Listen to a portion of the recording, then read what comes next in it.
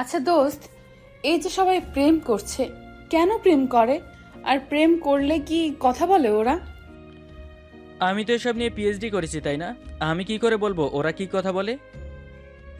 আরে, পিএইচডি করিসনি তো কি হয়েছে? তোকে কত মেয়ে প্রপোজ করেছে, আইডিয়া তো থাকার কথা। তুই কারো প্রপোজ অ্যাকসেপ্ট করতে দিয়েছিস? সব মেয়ে মেরে ভাগিয়ে দিয়েছিস। আচ্ছা, আমার সুখ তোর সহ্য হয় না? না নিজে কারোর সাথে প্রেম করিস, আর না আমাকে করতে দিস। ঠিক আছে, তাহলে আমরা প্রেম করি, চল।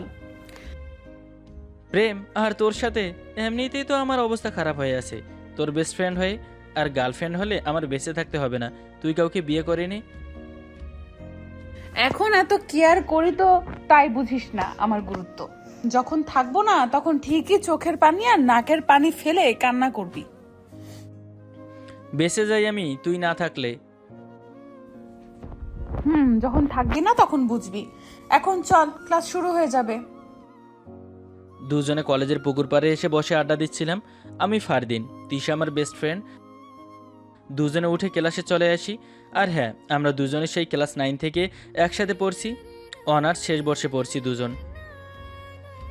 দুইটা ক্লাস করে দুজন বাহিরে এসে হালকা নাস্তা করে ফারদিনের বাইকে করে বাসার দিকে যেতে থাকি। আমাকে বাসায় নামিয়ে দিয়ে ফারদিন চলে যায়। বাসার ভেতরে আসতেই আম্মু বলে, কি রে, এত তাড়াতাড়ি কলেজ ছুটি হয়ে গেল? দুইটা করে চলে এসেছি, বাকি ক্লাস হবে না। ফাঁকিবাজি কেউ তোর থেকে শিখুক। কলেজে গিয়ে ক্লাস করতে ভালো লাগে না, সারাদিন মোবাইল নিয়ে বসে থাকতে ভালো লাগে। আচ্ছা আম্মু, আমি কি কখনো ফেল করেছি বলো তো?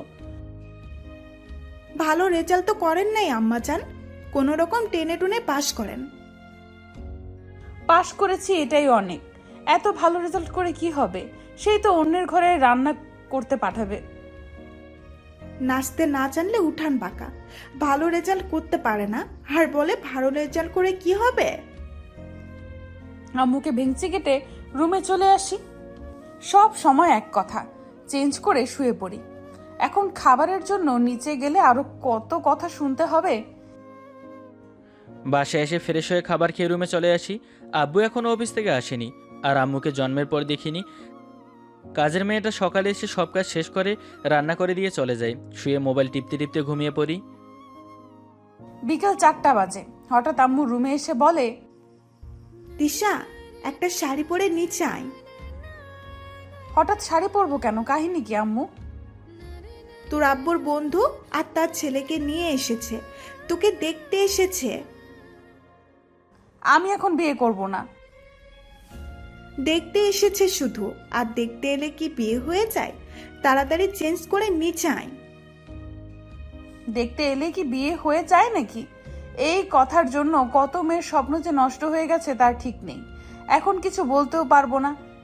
শাড়ি পরে নিচে চলে আসি। আম্মু আমাকে নিয়ে তাদের সামনে বসিয়ে দেয়। আমি ছেলের দিকে আর চোখে তাকিয়ে দেখি হ্যাংলার মতো আমার দিকে তাকিয়ে আছে।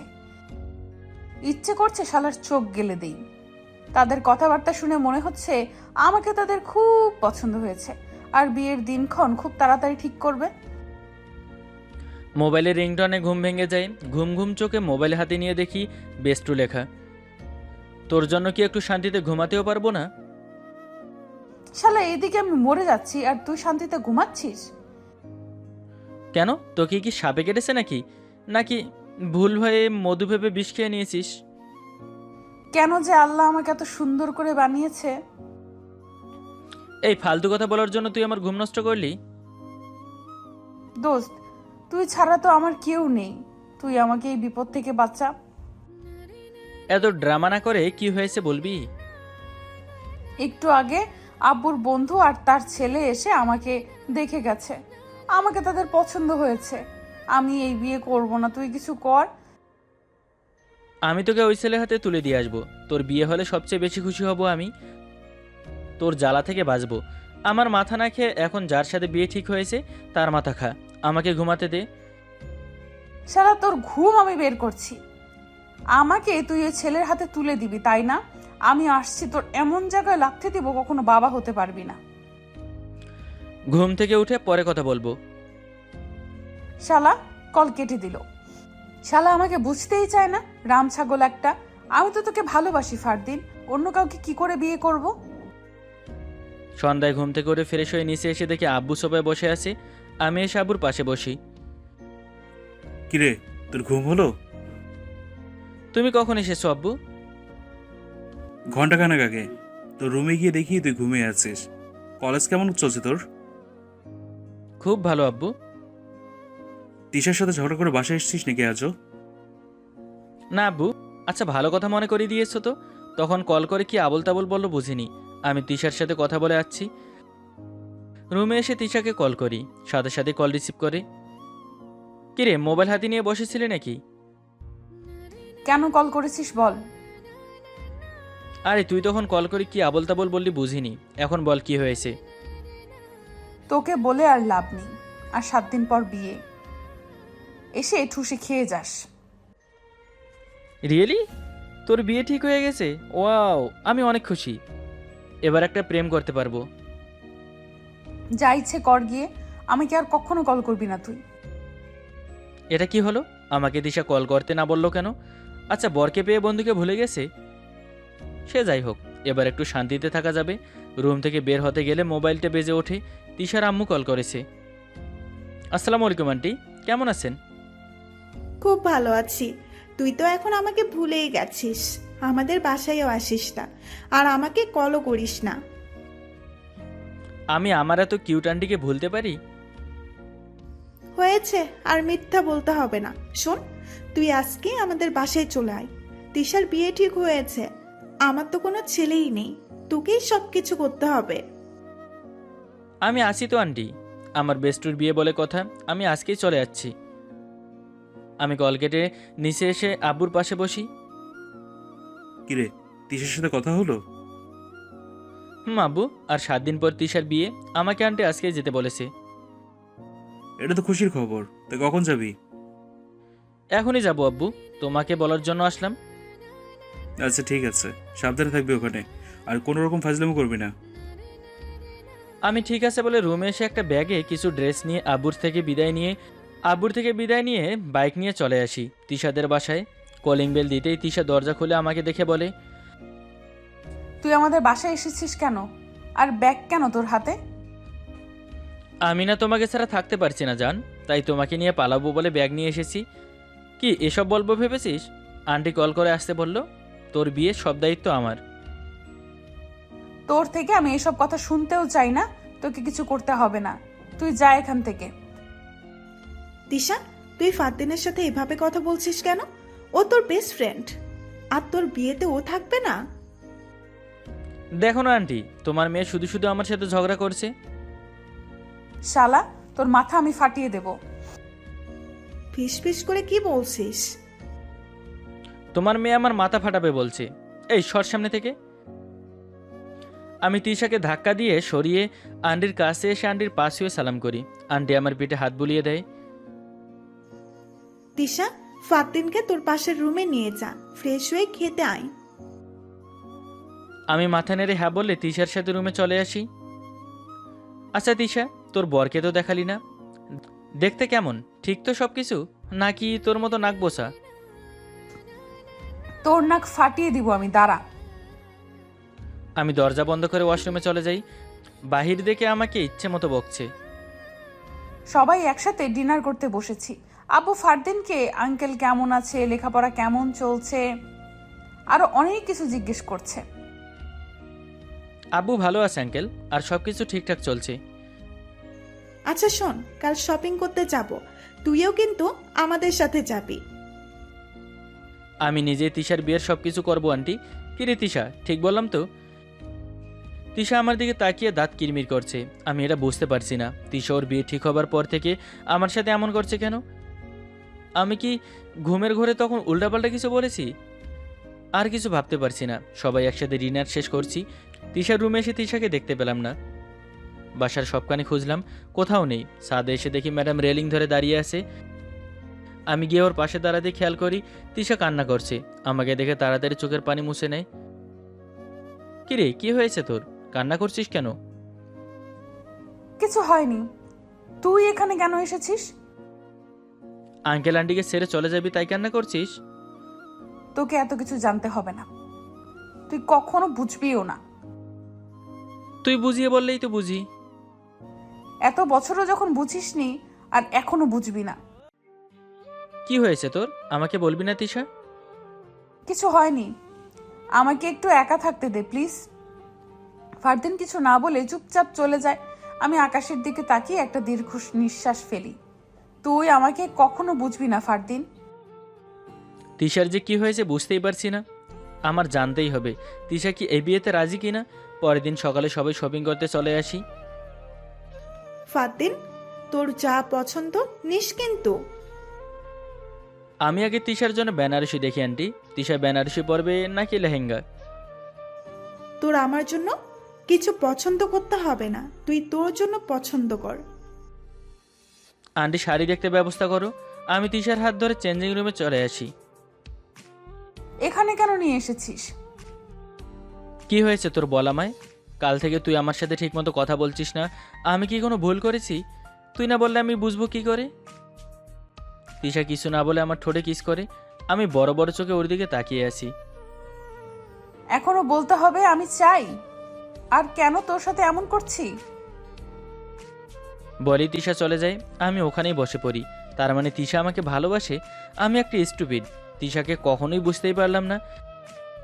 আর তিশা আগে বললে কি হতো? চেঞ্জিং রুম থেকে বের হয়ে এক কোণে বসে আছি। তিশা হাতে করে একটা নেভি ব্লু রঙের পাঞ্জাবি এনে আমার দিকে এগিয়ে দিয়ে বলে, দেখ তো এটা পরে কেমন লাগে তোকে। আগে কেন বলিসনি? তুই তো একটা গাধা, কতবার বোঝাতে চেয়েছি, তুই বুঝতে চেয়েছিস। আর আমি একটা মেয়ে হয়ে কিভাবে বলি? এখন কি হবে? তোর তো বিয়ে ঠিক হয়ে গেছে। গার্লফ্রেন্ডের বিয়ে খাবি এখন? তুই সুখী না হলে আমি যে ভালো থাকবো না। চল পালিয়ে যাই। আব্বু এসব শুনলে আমাকে শেষ করে ফেলবে। তুই কিছু কর ফারদিন, আমি তোকে ছাড়া অন্য কারো হতে পারবো না। আমি তোকে কতটা ভালোবাসি, তুই আমার কতটা জুড়ে আছিস, আমি তোকে বোঝাতে পারবো না। আচ্ছা এখন শপিং শেষ কর, পরে দেখি কি করা যায়। শপিং শেষ করতে করতে বিকেল হয়ে যায়। রেস্টুরেন্ট থেকে লাঞ্চ শেষ করে তিশাদের বাসায় চলে আসি। বিকেলে ছাদে দাঁড়িয়ে ভাবছি কি করা যায়। মনের মাঝে যে ঢেউ খেলছে তা কেউ জানবে, কেউ বুঝবেও না। তিশার চোখের পানি আমি সহ্য করতে পারবো না। আর তিশা আমাকে ছাড়া ভালো থাকবে না। একটা দীর্ঘশ্বাস ফেলে আকাশের দিকে তাকিয়ে একা একা বলতে থাকি, আচ্ছা আল্লাহ তুমি বলো এখন আমি কি করব? আমার কি করা উচিত? একদিকে আঙ্কেল আন্টির সম্মান, আরেকদিকে আমার তিশার সুখ। কোন দিকে যাব আমি? আমাকে নিয়ে পালিয়ে চল। তিশা আমাকে পেছন থেকে জড়িয়ে ধরে কথাটা বলল। আমি তিশাকে ঘুরিয়ে আমার সামনে এনে বলি, তুই যদি আগে বলতি আমি আঙ্কেল আন্টির সাথে কথা বলতে পারতাম, কিন্তু এখন তোর বিয়ে ঠিক হয়ে গেছে, কি করব মাথায় আসছে না। আমি ফারদিনকে শক্ত করে জড়িয়ে ধরি। মনের মাঝে এতদিনের জমে থাকা পাহাড়টা গলে গেল। আমি জানি না তুই কি করবি, কিভাবে করবি। আমি তোকে চাই, শুধু তোকেই। আমাকে একটু জড়িয়ে ধর না। আমি তিশাকে শক্ত করে জড়িয়ে ধরি। তিশার চোখের পানি ছেড়ে দেয়। ওর চোখের পানিতে আমার বুক ভিজে গেছে। আমি ওকে ছাড়াতে গেলে ও আরও শক্ত করে জড়িয়ে ধরে। আমি আর ওকে ওঠানোর চেষ্টা করলাম না। আমার দুই চোখ জুড়ে জল। কবে আমার হবি বল না? ভালোবাসার নামে এমন করিস না ছল। তুই তো আমার জীবন মরণ, কিন্তু আমি বুঝি না তোর প্রেমের ধরন। একবার বল না, আমি কি তোর নই? তুই যখন আমাকে কিস করেছিস তখন থেকে জানি না আমার কি হয়েছে। আমার এখন শুধু তোকে হারানোর ভয় কাজ করছে। আমিও যে তোকে ভালোবাসি সেটা তখনই বুঝলাম। চল না আব্বু আম্মুকে গিয়ে বলি আমরা। এখন না, সময় সুযোগ বুঝে বলবো। আচ্ছা চুপ, তোর শ্বশুর কল করেছে। আব্বু বলো। ওখানে গিয়ে তো আমাকে ভুলেই গেলি, একবারও কল করি না। এখানে এসে তো বিজি হয়ে গেছি। আচ্ছা আব্বু তোমাকে কিছু বলার ছিল। বল না, কি বলবি? আব্বু তিশার এইদিকে বিয়ে ঠিক হয়েছে, আর তিশা আমাকে ভালোবাসে। কি করব এখন? আচ্ছা, তুইও কি তিশাকে ভালোবাসিস? আব্বু আমিও তিশাকে ভালোবাসি। আচ্ছা আমি কাল আসছি, ওনাদের সাথে কথা বলে দেখি। আমি কি ছোট বাচ্চা নাকি? কপালে চুমু দিচ্ছিস কেন? ছোট বাচ্চাদের শুধু কপালে চুমু দেয়, কে বলল তোকে? আমার কথা শেষ হবার আগেই আমার ঠোঁট বন্ধ করে দিল ও ঠোঁট দিয়ে। 10 মিনিট পর ছেড়ে দিয়ে দুজনে হাঁটুতে হাত রেখেই হাঁপাচ্ছি, দ্রুত নিঃশ্বাস নিচ্ছি। এইভাবে কিস করতে হয় গাধা? আর একটু হলে তো নিঃশ্বাস বন্ধ হয়ে যেত। তুই যে ইমরান হাশমির কত বড় ভক্ত বুঝতে পারছি। আমি তো তোর ভক্ত। বলেই জড়িয়ে ধরে। আরও বেশ কিছু সময় দুজনে ছাদ এভাবে থেকে সন্ধ্যায় নিচে চলে আসি। রাতে সবাই একসাথে খাবার খেতে বসেছি। তিশা, কাল অফিক আসবে, তোকে নিয়ে নাকি একটু বাহিরে যাবে। আমি কোথাও যাব না আম্মু। যাবি না মানে? বিয়ের আগে একে অপরকে জানার প্রয়োজন তো আছে। আন্টি সমস্যা নেই, তিশা যাবে, আমিও ওর সাথে যাব। তিশা রাগী লোকে আমার দিকে তাকায়। আমি চোখে ইশারায় চুপ করতে বলি। ডিনার শেষ করে রুমে এসে দরজা বন্ধ করতে গেলে তিশা ভেতরে ঢুকে দরজা বন্ধ করে দেয়। তুই এখানে? কেউ দেখলে সমস্যা হয়ে যাবে। তোকে কে বলতে বলেছে আমি যাব? আমি যাব না। মেরি জান, আমি আছি তো। আর ঘুরতে তো যাব আমরা। ওই শালার এমন অবস্থা করব বিয়ের স্বাদ মিটে যাবে। সত্যি তো? উল্টোপাল্টা কিছু হবে না তো? আমার ওপর বিশ্বাস আছে তো? নিজের থেকে বেশি বিশ্বাস করি। আমি তিশার হাত ধরে টেনে বুকে জড়িয়ে ধরি। তিশা আমাকে জড়িয়ে ধরে গালে কিস করে। আরও কিছু সময় পর তিশা চলে যায়। আমি দরজা বন্ধ করে ঘুমিয়ে পড়ি। পরের দিন সকালে অভিক আসলে আমি ফারদিনের বাসা থেকে বের হয়ে চলে আসি নদীর পাড়ে। ফারদিন মাঝখানে আর দুইজন দুই পাশে। তিশা চল, আমরা আইসক্রিম নিয়ে আসি। আপনি বসুন, আমরা আসছি বুড়ো। তিশাকে নিয়ে আইসক্রিমের নাম করে উঠে যাই। হাতের ইশারায় বন্ধুদের আসতে বলি। বন্ধুরা এসে অভিকে ধরে পানিতে ফেলে ইচ্ছে মতো চুবানি দিচ্ছে। তিশা আমার দিকে তাকিয়ে হা করে আছে। চল কিছু সময় আমার প্রেম করি, ততক্ষণে বন্ধুরা নতুন জামাইকে আপ্যায়ন করুক। এত কিছু তুই কখন করলি? কাল রাতে করেছি। তিশাকে নিয়ে আইসক্রিম খেয়ে 3টা আইসক্রিম নিয়ে নদীর পাড়ে এসে দেখি অভিক চিৎপড়াত হয়ে পড়ে আছে। বেচারাকে ধরে গাড়িতে তুলে দেই। তিশাকে নিয়ে বাসায় চলে আসি। বাসায় এসে দেখি আব্বু এসেছে। আঙ্কেল আন্টির সাথে কথা বলছে আর হাসাহাসি করছে। আব্বু তুমি কখন এসেছো? আব্বু এসে আমাকে জড়িয়ে ধরে তিশার মাথায় হাত বুলিয়ে দেয়। এরপর গিয়ে সোফায় বসি। এই যে দুই পাজি, তোরা যে একে অপরকে ভালোবাসিস সেটা আমাদের বলিসনি কেন? ভাই সাহেব যদি না বলতো আমাদের জন্য তোদের জীবন নষ্ট হয়ে যেত। আমরা দুজন গতকালই জানলাম আমরা একে অপরকে ভালোবাসি, কিন্তু আন্টি তোমাদের কষ্ট দিয়ে আমরা কিছুই করতে চাই না। আমরা সবাই রাজি, বিয়ে এই শুক্রবারই হবে। সবই ঠিক থাকবে, শুধুমাত্র পাত্র বদলে গেছে। আব্বুর কথা শুনে আমি গিয়ে আব্বুকে জড়িয়ে ধরি। তিশা আন্টিকে। পাগলি মেয়ে, আমাকে বললে আমি কি তোকে না করতাম? ফাজিলটাকে তো আমারও পছন্দ, আর সবচেয়ে বড় কথা তোর সুখটাই আমাদের কাছে সব কিছু আগে। আই লাভ ইউ আম্মু। তোমরা পৃথিবীর সবচেয়ে শ্রেষ্ঠ আব্বু আম্মু। আচ্ছা হয়েছে, এবার ছাড় আর বাসা চল, তোদের বিয়ে আয়োজন করতে হবে তো। আমি ঠিক আছে বলে রুমে এসে ব্যাগে ড্রেসগুলো ভরে নেই। বের হতে গেলে তিশা আমাকে শক্ত করে জড়িয়ে ধরে। আজ আর কোনো ভয় নেই, আমরা এক হব আমাদের দুই পরিবারের সম্মতিতে। আমি তিশাকে ছাড়িয়ে ওর কপালে গালে চুমু দিয়ে বলি, রেডি হয়ে যা মিসেস ফারদিন হবার জন্য। আর সব ভালোবাসা। বিয়ে ঠিক হয়েছে আর তোর লুচুগিরি শুরু হয়ে গেছে? আমার বউ, আমি যা ইচ্ছে বলবো। আমি এখন আসি।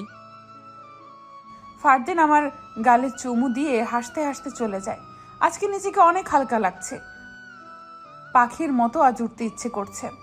ভালোবাসার মানুষটাকে আর কিছুদিন পরে নিজের করে পেয়ে যাব। আমার যে আজ কি করতে ইচ্ছে করছে। দেখতে দেখতে 5 দিন কেটে যায়। আজ আমার আর তিশার বিয়ে। গাড়িতে উঠে বসেছি বর্ষেজে। 30 মিনিট পর গাড়ি বিয়ে বাড়িতে এসে থামে। গাড়ি থেকে নেমে ভেতরে যেতেই দেখি বাসাটা কেমন নিস্তব্ধ হয়ে আছে। একজন বলে তিশা পার্লার থেকে আসার সময় অ্যাক্সিডেন্ট করেছে, অবস্থা খুব গুরুতর, হসপিটালে আছে। আমি দৌড়ে গাড়িতে উঠে নিজেই ড্রাইভ করতে থাকি। 20 মিনিটের মধ্যে হসপিটালে পৌঁছে যাই। রিসেপশনে একজনকে জিজ্ঞেস করতেই আমাকে অপারেশন থিয়েটার দেখিয়ে দেয়। দৌড়ে অপারেশন থিয়েটারের সামনে গিয়ে দেখি আঙ্কেল আন্টি দাঁড়িয়ে কান্না করছে। আমাকে দেখে আন্টি জড়িয়ে ধরে আরও শব্দ করে কান্না করে দেয়। আমার মেয়ের সাথে কেন এমন হলো বাবা? আজ তোর লাল বেনারসি পরে তোর বাসায় চাপার কথা, কিন্তু দেখ রক্তাক্ত হয়ে হসপিটালে পড়ে আছে। আমি আন্টিকে জড়িয়ে ধরে কান্না করতে থাকি। আব্বু এসে ডক্টরের সাথে কথা বলে। 3 ঘন্টা পর অপারেশন শেষ হয়। ডক্টরের কাছে গিয়ে তিশার অবস্থা জিজ্ঞেস করতেই ডক্টর বলে ভয়ের কিছু নেই, মাথায় একটু আঘাত পেয়েছে, যত্ন নিলে 1 মাসের মধ্যে ঠিক হয়ে যাবে। আর বাম হাতটা ভেঙে গেছে, সেটা ঠিক হতে 6 মাসের মতো সময় লাগবে। আমি দেখা করতে চাইলে ডক্টর বলে একটু পর কেবিনে শিফট করা হবে, তখন দেখা করতে পারবে। চোখ খুলে নিজেকে হসপিটালে আবিষ্কার করি। বাম হাতটা বুকের উপরে প্লাস্টার করা, মাথায় একটু ব্যথা করছে, ডান গালটা মনে হচ্ছে কেউ ধরে রেখে আছে। ঘাড় বাগিয়ে দেখি ফারদিন বেডে মাথা রেখে ঘুমিয়ে আছে। হসপিটালের দেওয়ালের ঘড়িতে তাকিয়ে দেখি রাত 2টা বাজে। সেই বিকেলে বাসা থেকে বের হয়েছি। পার্লার থেকে সেজে গাড়িতে উঠতে গেলে একটা ট্রাক এসে ধাক্কা দেয়। গল্পটির পরে পর্ব পেতে আমাদের চ্যানেলটি সাবস্ক্রাইব করে পাশে থাকা বেল বাটনে ক্লিক করে রাখুন। আর আজকের মতো বিদায় নিন। আল্লাহ হাফেজ। এরপর আর কিছু মনে নেই। চোখ খুলে নিজেকে হসপিটালের বেডে খুঁজে পাই। আমার নড়াচড়ায় ফারদিন টের পেয়ে উঠে আমার পাশে বসে আমার ডান হাত ধরে বলে, এখন কেমন ফিল করছো? মাথায় একটু একটু ব্যথা করছে। এত বড় অ্যাক্সিডেন্ট হয়েছে, একটু পেইন তো হবেই। আচ্ছা তুমি শুয়ে থাকো, আমি ডক্টরকে ডেকে আনছি। কোথাও যেতে হবে না, তুমি আমার পাশে থাকো। ডক্টরকে বলতে হবে তো তোমার সেন্স ফিরেছে, ডক্টর চেক আপ করবে তো। এখন যেতে হবে না, আমার পাশে থাকো তুমি। আচ্ছা ঠিক আছে, আমি তোমার পাশেই আছি। তিশার কপালে চুমু দিয়ে আমি ওর হাত ধরে বসে থাকি। আব্বুকে কল করি। ফারদিন বল। আব্বু তিশার সেন্স ফিরেছে, ডক্টরকে নিয়ে আসো রুমে। ওকে, আমি আসছি। কি হয়েছে ভাই সাহেব? ফারদিন কি বলল? তিশার সেন্স ফিরেছে। আপনি আর বিআই সাহেব ক্যাবিনে যান, আমি ডক্টরকে নিয়ে আসছি। তিশার হাত ধরে বসে আছি। রুমে কারো আসার শব্দ শুনে তিশার হাত ছেড়ে দিয়ে পাশে বসে থাকি। আন্টি ভেতরে এসে তিশার হাত ধরে কান্না করতে থাকে। আম্মু কেঁদো না, আমি এখন ঠিক আছি তো। কতটা ঠিক আছিস সেটা তো দেখতেই পাচ্ছি। কষ্ট হচ্ছে মা তোর। তোমাকে কান্না করতে দেখে কষ্ট হচ্ছে, কেঁদো না আম্মু। আন্টি তিশার কপালে চুমু দিয়ে নিজের চোখের পানি মুছে আব্বু ডক্টরকে নিয়ে আসে।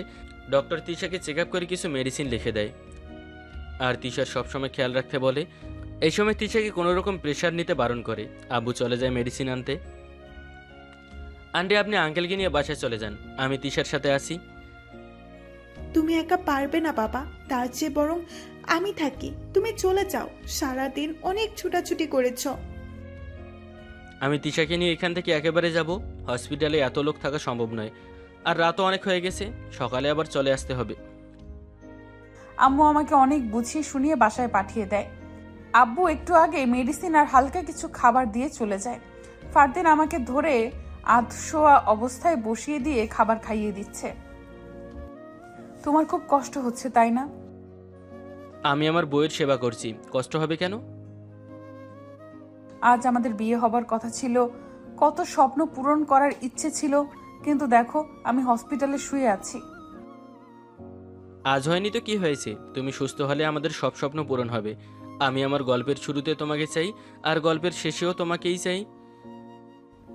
একটা বিষয় লক্ষ্য করেছো? কোন বিষয়?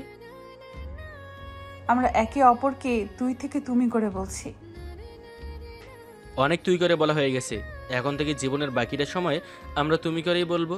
আচ্ছা এখন আর কথা বলতে হবে না, খাবার খেয়ে মেডিসিন খেয়ে ঘুমাতে হবে। তুমিও তো খাওনি সেই দুপুর থেকে, তুমিও খেয়ে নাও। আগে তোমাকে খাওয়ানো শেষ হোক, তারপর আমি খেয়ে নেব। না, তুমিও আমার সাথেই খাও। আর কিছু না বলে তিশাকেও খাইয়ে দিচ্ছি, আর আমি নিজেও খাচ্ছি। খাওয়া শেষ হলে তিশার মুখ মুছে দিয়ে মেডিসিন খাইয়ে দেই। তিশাকে ধরে শুয়ে দিয়ে ওর পাশে বসে মাথায় হাত বুলিয়ে দিচ্ছি। অ্যাক্সিডেন্ট করার ভালো হয়েছে। অ্যাক্সিডেন্ট করলে কি করে ভালো হয় শুনি? অ্যাক্সিডেন্ট করেছি বলেই তো তোমার এত যত্ন পাচ্ছি। তুমি আমাকে কতটা ভালোবাসো সেটা বুঝতে পেরেছি। অ্যাক্সিডেন্ট করেছো বলে যে যত্ন করছি এটা ভুল। আমি তো সারা জীবন তোমার ঠিক এভাবেই যত্ন নিব। আচ্ছা আমাদের বিয়েটা পিছিয়ে গেল, আবার কবে বিয়ের তারিখ ঠিক করবে? কাল সকালে আমাদের বিয়ে হবে।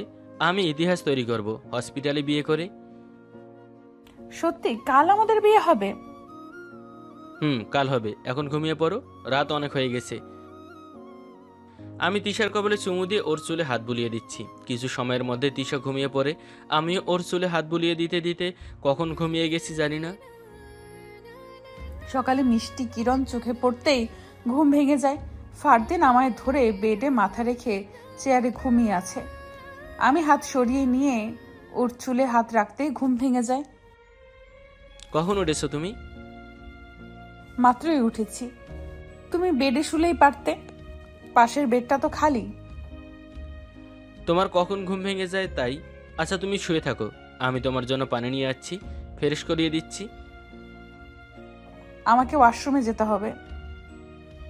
আমি তিশাকে কোলে তুলে ওয়াশরুমে নিয়ে আসি, নিচে নামিয়ে দাঁড়িয়ে আসি। তিশা আমার দিকে তাকিয়ে আছে। কি হলো, এভাবে তাকিয়ে আছো কেন? তুমি বাহিরে যাও।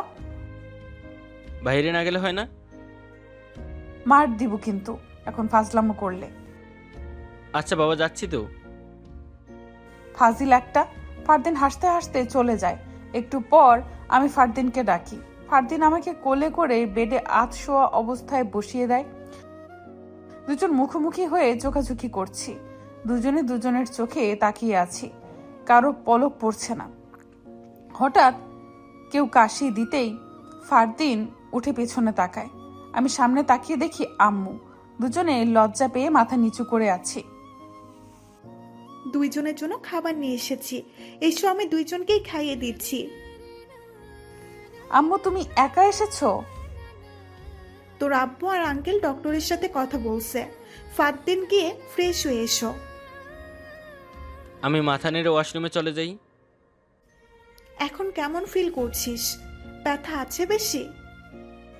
আজকে একটু কমই। তুমি সারা রাত ঘুমাওনি তাই না আম্মু? মেয়ে অসুস্থ হয়ে হসপিটালে, কোনো মায়ের ঘুম আসবে এমন অবস্থায়? ফারদিন ফ্রেশ হয়ে আসলে আম্মু আমাদের দুজনকেই খাইয়ে দিচ্ছে। তখনই আব্বু আর আঙ্কেল কেবিনে আসে। আব্বু আমার অবস্থা জিজ্ঞেস করে। আমি ভালো আছি বলতেই আব্বু পাশে বসে মাথায় হাত বুলিয়ে দেয়। বৌমা, ফাজিলটা তোমার ঠিকমতো খেয়াল রেখেছে তো? আঙ্কেল সারা রাত আমার পাশেই বসেছিল। আর আঙ্কেল নয়, এখন থেকে আব্বু বলে ডাকবে, কেমন? ঠিক আছে আব্বু। খাওয়া দাওয়া শেষ করে আমি তিশাকে মেডিসিন খাইয়ে দেই। আব্বু তোমাদের সঙ্গে আমার কথা আছে। বল, কি বিষয়ে?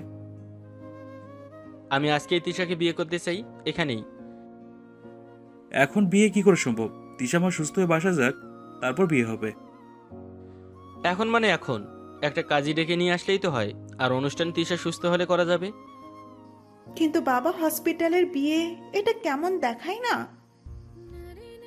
কোনো রকম দেখায় না আন্টি, বিয়ে আজকে হবে মানে আজকেই।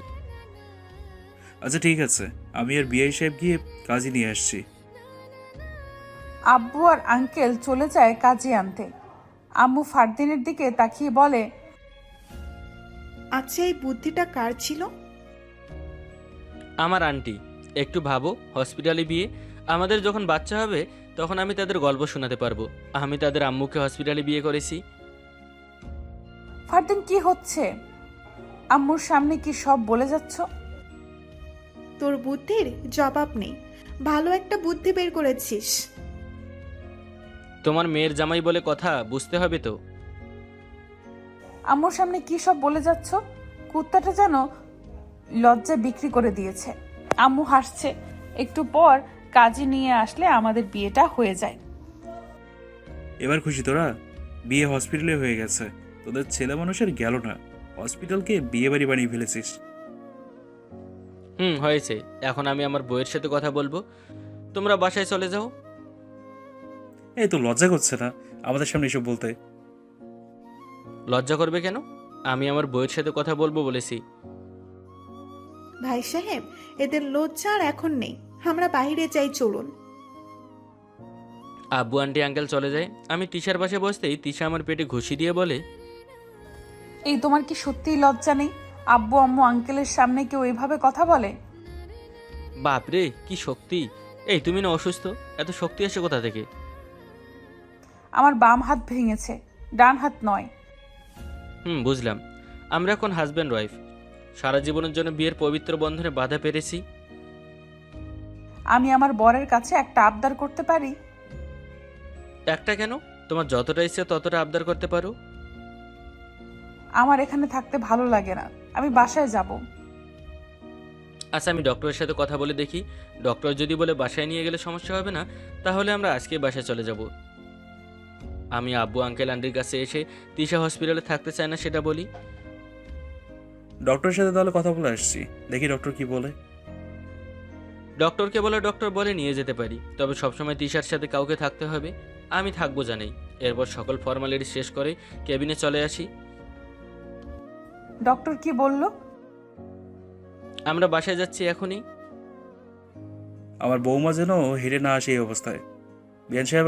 বিআই সাহেব চলুন আমরা গাড়িতে গিয়ে বসি। আব্বু আঙ্কেল আন্টিকে নিয়ে চলে যায়। আমি তিশাকে কোলে নিয়ে কেবিন থেকে বের হয়ে নিচে গাড়ির কাছে চলে আসি। তিশাকে নিয়ে আমি পেছনে বসি। আন্টি আমাদের সাথে পেছনে বসেছে, আব্বু ড্রাইভিং সিটে, আঙ্কেল পাশের সিটে। আব্বু তিশাকে আমাদের বাসায় নিয়ে যাব। কিন্তু বাবা, তিশার এই অবস্থা। আমি আছি আন্টি, তিশার কোনো সমস্যা হবে না। সমস্যা নেই বিআই সাহেব, আপনারাও এখন আপাতত আমাদের বাসায় থাকুন। আম্মু তুমিও চলো, আব্বু ওখানে থেকেই না হয় অফিসে যাবে। কথা বলার পর এটাই ঠিক হয়, সবাই আমাদের বাসায় যাবে। 1 ঘন্টা পর বাসায় এসে পৌঁছাই। তিশাকে কোলে নিয়ে বাসার ভেতরে এসে সোজা আমার রুমে চলে আসি। তিশাকে বেডে শুয়ে দেই। যাও গিয়ে গোসল করে আসো, কাল থেকে এই পাঞ্জাবি পরে আছো। ফারদিন বলে ওয়ার্ড্রপ খুলে একটা টি শার্ট আর ট্রাউজার নিয়ে ওয়াশরুমে চলে যায়। আমি শুয়ে আছি। গোসল করার পর নিজেকে হালকা মনে হচ্ছে। উফ, হসপিটালে মানুষ কি করে যে মাসের পর মাস থাকে। চেঞ্জ করে রুমে এসে দেখি তিশা ঘুমিয়ে পড়েছে। খুব ক্ষুধা পেয়েছে। নিচে এসে ফ্রিজ খুলে কিছু ফল নিয়ে ধুয়ে কেটে বসে খেতে থাকি। কিরে, তুই ডক্টরকে বললি সবসময় তিশার পাশে থাকবি, আর এখানে এসে বসে ফল খাচ্ছিস? তিশা ঘুমিয়ে আছে, আমার খুব ক্ষুধা পেয়েছে তাই নিচে এসেছি। তুই আমাকে বললেই তো আমি কিছু বানিয়ে দিতাম। ফল খেলে ক্ষুধা যাবে। তুই রুমে যা, আমি লুডুস বানিয়ে নিয়ে আসছি।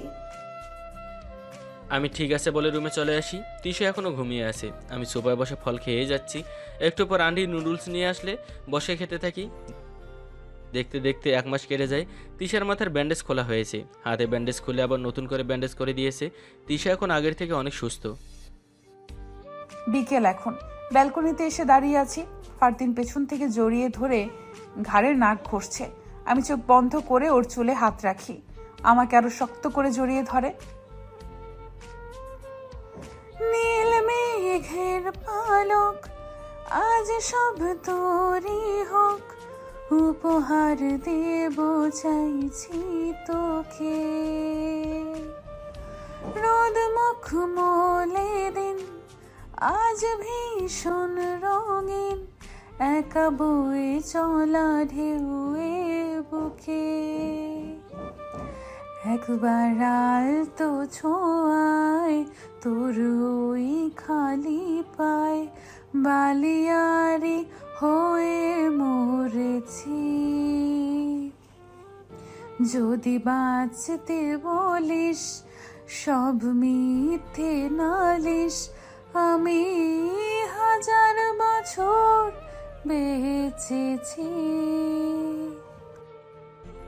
আমার বউটা আজ এত রোমান্টিক হয়ে গেল কেন? আমি খুব লাকি জানো, তোমার মতো হাজবেন্ড পেয়েছি। তুমি যেভাবে এই 1 মাস আমাকে যত্ন করেছো, কোনো হাজবেন্ড তার ওয়াইফের জন্য করে আমি দেখিনি। আমার বউয়ের জন্য আমি সব কিছু করতে পারি। আমার বউ আমার বেস্ট ফ্রেন্ড, আমার ভালোবাসা, আমার বাচ্চাদের ফিউচার আম্মু। ছেড়ে দিচ্ছ কেন? আরো শক্ত করে জড়িয়ে ধরো। তোমার হাত এখনো ভালো না, ব্যথা পাবে। এখনো হাতের ক্ষতটা কাঁচা। কিছু হবে না, তুমি ধরে থাকো, খুব ভালো লাগছে। আচ্ছা, ঠিক করে ধরে রাখলাম। তিশা মুচকি এসে আমাকে জড়িয়ে ধরে। দুজন চোখ বন্ধ করে একে অপরকে অনুভব করছি। রাতে আব্বু আমি ফারদিন একসাথে ডিনার করতে বসেছি। ফারদিন আমাকে খাইয়ে দিচ্ছে। আব্বু আম্মু গতকাল চলে গেছে। সারা জীবন এভাবে তিশার খেয়াল রাখবি, যেমন ভালোবেসে বিয়ে করেছিস তেমন মর্যাদা দিয়ে রাখবি। তিশা আব্বু আম্মু তিশার সুখের জন্য বিয়ে দিয়ে ঠিক করার পরে বিয়ে ভেঙে দিয়েছে। সে মর্যাদা রাখিস। দোয়া করো আব্বু, সারা জীবন আমি যেন এভাবেই তিশার খেয়াল রাখতে পারি। আরও টুকটাক কথা বলতে বলতে ডিনার শেষ করি। তিশাকে নিয়ে রুমে চলে আসি। রুমে আসতে বউ আমার রোমান্টিক হয়ে যায়। কি করছো? এভাবে আমার দিকে এগিয়ে যাচ্ছ কেন? মেয়েরা ভয় পায় শুনেছি, কিন্তু এখানে তো আমার বর ভয় পাচ্ছে। তুমি এখন অসুস্থ, এই অবস্থায় এসব ঠিক হবে না। আমি যখন এগিয়ে আসছি তুমি কেন পিছিয়ে যাচ্ছ? আমার কাছে আসো। তিশা এখন ঠিক হবে না। আমার কথা শেষ হবার আগেই আমার কাছে এসে আর কিছু বলার আগেই আর বলবো না, বুঝে নিন। সকালে ঘুম থেকে উঠে নিজেকে ফারদিনের খালি বুকে পাই। ফারদিনের গায়ে বুকে আমার ঠোঁটের লিপস্টিকের দাগ লেগে আছে। মুচকি হেসে ওয়াশরুমে চলে যাই। ঘুম থেকে উঠে পাশে তাকিয়ে দেখি তিশা নেই। ওয়াশরুম থেকে পানির শব্দ আসছে। উঠে ড্রেসিং টেবিল আয়নার সামনে দাঁড়িয়ে নিজের দিকে তাকিয়ে দেখি গালে বুকে লিপস্টিকের দাগ। মুচকি হেসে বুকে হাত বুলাই। তিশা ওয়াশরুম থেকে বের হয়ে আমার দিকে তাকিয়ে মুচকি হাসছে। রাতে দুষ্টুমি করে এখন হাসছো কেন? তোমার বুকে লিপস্টিকের দাগ দেখে। রাতে তুমিই তো লাগিয়ে দিয়েছো। এই অসুস্থ শরীরে এসবের দরকার ছিল? আমি ঠিক আছি, যাও গিয়ে গোসল করে আসো। গোসল করে এসে দেখি তিশা শাড়ি হাতে নিয়ে দাঁড়িয়ে আছে। শাড়ি পরতে পারছি না, পরিয়ে দাও। আমি মুচকি এসে তিশার হাত থেকে শাড়ি নিয়ে ওকে পরিয়ে দিচ্ছি। আবার তুমি সেই তিলের দিকে তাকিয়ে আছো? সেদিন ভুল করে দেখেছি, কিন্তু আজ ইচ্ছে করে দেখছি। এটা আমার বইয়ের কোমর, এখন আর বকতে পারবে না। দেখা হয়ে গেল, এবার শাড়ি পরানো শেষ করো। ফারদিন আমার কোমর জড়িয়ে ধরে তিলের উপর ওর ঠোঁট ছোঁয়ায়। আমি চোখ বন্ধ করে ওর চুল খামচে ধরি। এরপর দুজনে রেডি হয়ে নিচে এসে খাবার খেয়ে বসে আব্বুর সাথে গল্প করছি। তুই ভার্সিটি যাবি কবে থেকে? 2 দিন পর থেকে আব্বু। তুমি অফিসে যাবে না? এখনই বের হবো। বৌমার খেয়াল রাখিস। আব্বু, তুমি চিন্তা করো না। আব্বু তিশার মাথায় হাত বুলিয়ে দিয়ে চলে যায়। তিশা আমার পাশে বসে আমাকে জড়িয়ে ধরে বুকে মাথা রাখে। তখন তিশার মোবাইল বেজে ওঠে। তিশার আম্মু কল করেছে। কিরে মা, কেমন আছিস? হাতের অবস্থা কেমন এখন? খুব ভালো আছি আম্মু, তুমি কেমন আছো? আমরাও ভালো আছি। জামাই কোথায়? আব্বু কেমন আছে? এই তো আমার পাশেই বসে আছে, নাও কথা বলো। আমরাও ভালো আছি আন্টি। আপনি আর আঙ্কেল আসুন আমাদের বাসায়। আসবো বাবা, তোমার শ্বশুরের অফিসে একটু কাজের চাপ বেড়েছে, আমাকেও বাসায় টুকটাক কাজ করতে হয়। একটু ফ্রি হই, তারপর আসবো। তোমরা তো আসলেই পারো। আসবো আন্টি। তিশাকে নিয়ে পরশু হসপিটালে যাব, একটু হাতের চেক আপ করাতে যাব, তারপর ওখান দিয়ে চলে আসবো। আচ্ছা ঠিক আছে, ভালো থেকো তাহলে বাবা। ফারদিন কল কেটে দেয়। আমি ওকে জড়িয়ে ধরে বুকে মাথা রাখি। আন্টি আমাদের যেতে বলল। বুঝতে পেরেছি। তুমি তো বললে পরশু ডক্টর দেখিয়ে যাবে। পরশু ভার্সিটি থেকে এসে তারপর যাব। 1 মাসের বেশি হয়ে গেছে ভার্সিটি যাওয়া হয়নি। আমিও যাব তাহলে। এই অবস্থায় তোমাকে যেতে হবে না, ডক্টর দেখিয়ে আসি, তারপর দেখা যাবে। ঠিক আছে, তবে ভার্সিটি গিয়ে যদি শুনি কোনো মেয়ের সাথে কথা বলেছো তাহলে খুন করে ফেলবো। তোমার বডিগার্ডরা তো আছেই। আমি যদি কোনো মেয়ের সাথে কথা বলি, সাথে সাথে তোমার কানে খবর চলে আসবে। আর একটা কথা জানো তো, আমার কাছে পৃথিবীর সবচেয়ে বেস্ট বউ আছে, তাই অন্য কোনো মেয়ের সাথে কথা বলার আমার প্রয়োজন নেই। এই তো আমার লক্ষ্মী বরের মতো কথা। আচ্ছা, আমার খুব ঘুম পাচ্ছে। ফারদিন আমাকে কোলে তুলে রুমে নিয়ে আসে। দুজন শুয়ে একে অপরকে জড়িয়ে ধরে ঘুমিয়ে পড়ি। দেখতে দেখতে 2 দিন কেটে যায়। সকালে নাস্তা করে ভার্সিটি চলে আসি। তিশার বান্ধবীরা আমার আশেপাশেই ঘুরছে। খুব বুঝতে পারছি বউ আমার পিছনে এদের লাগিয়েছে। একটা কথা কি, মেয়েটা সব কিছুর ভাগ দিতে পারলেও নিজের ভালোবাসার মানুষটার ভাগ কাউকে দিতে পারে না। আমি বিয়ের আগে তিশা স্যার অন্য মেয়ের সাথে কথা বলিনি, আর এখন তো বিয়ে হয়ে গেছে, তাই এসবের প্রশ্নই ওঠে না। এক এক করে সবগুলো ক্লাস করে বাসায় চলে আসি। আমি আজ রান্না করেছি, ফ্রেশ হয়ে এসো, একসাথে খাবো। Are you mad? কে বলেছে তোমাকে অসুস্থ শরীর নিয়ে রান্না করতে? যদি কিছু হয়ে যেত? এত রেগে যাচ্ছ কেন? কিছু হয়নি তো। আর আমার বরের জন্য রান্না করতে ইচ্ছে করলো। তিশা, তুমি বুঝতে পেরেছো তুমি কি করেছো? বাসায় একটা মানুষ ছিল না? যদি কিছু হয়ে যেত তাহলে কে তোমাকে দেখতো? আচ্ছা হয়েছে, আমি তো ঠিক আছি, এখন গিয়ে ফ্রেশ হয়ে আসো। আমাকে কথা দাও, আর তুমি কখনো রান্না করতে যাবে না যতদিন না সুস্থ হও। আচ্ছা ঠিক আছে, আর কখনো যাব না। ফারদিনের চোখের কোণে পানি চিকচিক করছে। বরটা আমার ভয় পেয়ে গেছে। আমি ফারদিনকে শক্ত করে জড়িয়ে ধরি। ওর চোখের 2 ফোঁটা পানি আমার কাঁধে পড়ে। আমি ওকে ছেড়ে দিয়ে চোখের পানি মুছে একটু উঁচু হয়ে ওর কপালে চুমু দিয়ে বলি, এই পাগল, কান্না করছো কেন? বলেছি তো আর যাব না সুস্থ হবার আগে রান্নাঘরে। আজকে আমরা হসপিটালে যাব। আমি মাথা নেড়ে হ্যাঁ বলে তিশার গালে চুমু দিয়ে রুমে চলে আসি। ফ্রেশ হয়ে চেঞ্জ করে নিচে এসে দুজনে একসাথে খাবার খেয়ে নেই। বিকেলে তিশা কিনে হসপিটালে চলে আসি। ডক্টর তিশাকে চেক আপ করতে বলে। এখন আগের থেকে বেটার আছে। 6 মাস অপেক্ষা করতে হবে না, আর 1 মাস পরে হাতে ব্যান্ডেজ খুলতে পারবে। ডক্টরকে ধন্যবাদ দিয়ে তিশাকে নিয়ে চলে আসি শ্বশুরবাড়ি। আন্টি আমাদের দেখে খুব খুশি হয়। ডক্টর কি বলেছে বাবা? আর 1 মাস পর তিশার হাতের ব্যান্ডেজ খোলা যাবে। তিশা এখন আগের থেকে বেটার আছে। এই সব কিছু তোমার জন্য সম্ভব হয়েছে। আমি মা হয়েও হয়তো এতটা যত্ন করতে পারতাম না তুমি যতটা তিশার যত্ন নিয়েছ। আমার মেয়ে ভুল মানুষকে ভালোবাসেনি। ফারদিন আমার দিকে তাকিয়ে একটা হাসি দেয়। ফারদিন আব্বুকে কল করে বলে আমরা আমাদের বাসায় আসছি, কাল বিকেলে আসবো। আব্বু ঠিক আছে জানায়। পরের দিন তিশাকে নিয়ে বাসায় চলে আসি। এভাবে দেখতে দেখতে কেটে যায় আরও 1 মাস।